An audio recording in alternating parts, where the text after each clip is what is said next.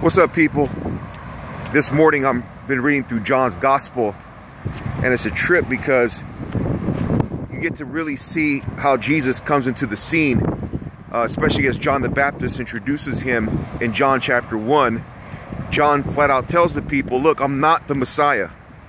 And when they ask him, are you a prophet? He just tells them, look, I'm not even a prophet, even though he is. Just shows you the humility of John. He doesn't care about titles, which today is a phenomena in the church, as it was in the early church, where people we care so much about the esteem and the respect of people that we forget that it's about God's honor. It's about God's favor. Forget the titles. Does God see you as a son? Does God see you as a daughter? Is he pleased with your life?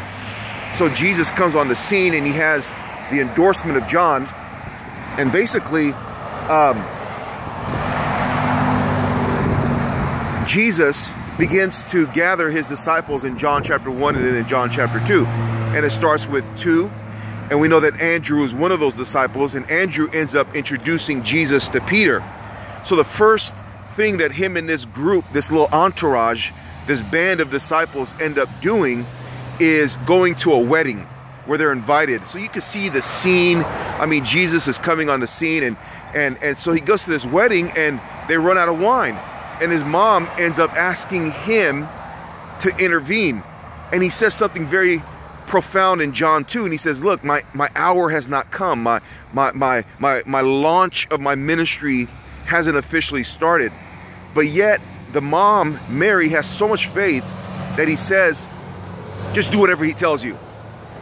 Really teaches me and encourages me about the power of prayer, really trusting in the heart of the Lord, knowing his good intentions, that you can ask him for something and you can know that he's going to do something good. He's going to show up.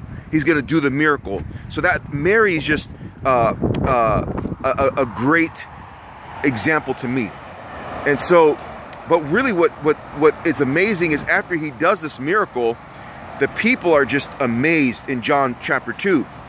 And something real profound in the last verse that you may miss. It says that the people had heard about all the miracles he was doing and they were flocking to him.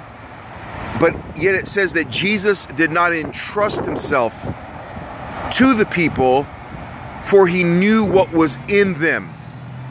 He knew what was in them. So that's an interesting statement that Jesus does this miracle.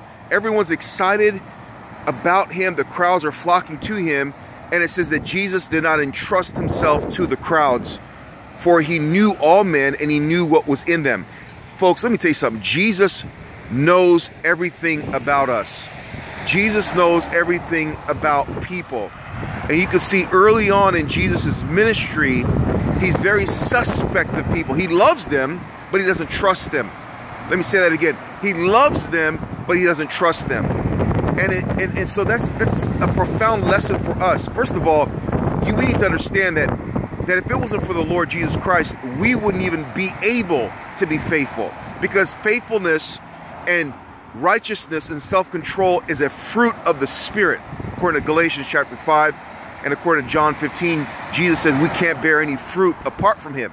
That's the fruit of a transformed character. That's the fruit of a transformed heart.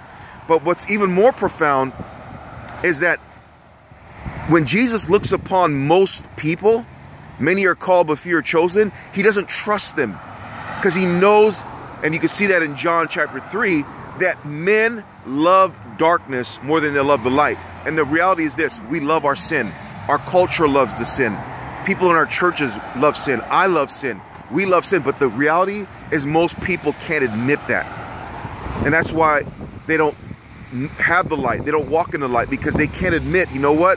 I love sin. Because that's part of coming to Christ, is admitting you need the Lamb, admitting you need his light, admitting you need his love, admitting you need his blood. And most people can't admit that. There's no humility in our culture because people are prideful.